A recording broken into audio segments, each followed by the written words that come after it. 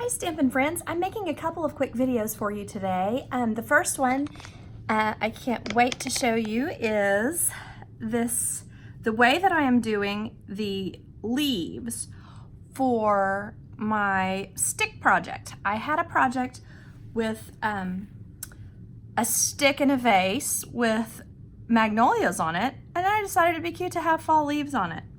So what I've done is simply stamp using soft suede onto crushed curry cardstock, and that just cuts out a step. It's beautiful if you use it on Whisper White as well, and may even have a little more shine, but this just saves time. You don't have to color the whole thing with yellow. The yellow part is done for you. So the way I started this is to just go around the leaf with a swath of pumpkin pie using my sponge daubers. So just a few times around, kind of in the middle.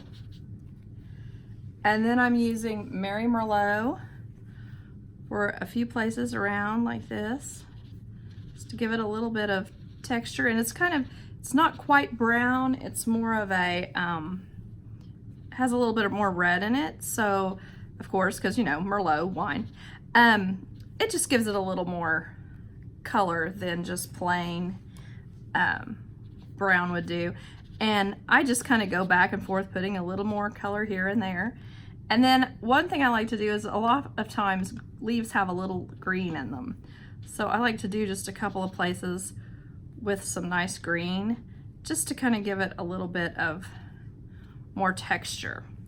So that's really simple, and all I'm going to do then is cut them out with the dies that go with the Come Together set, and then I'll just put them, attach them to my vase, and I'll have a finished picture for you of the vase so that you can see what I'm talking about. It's a little large to put into a video. So anyway, thanks for watching.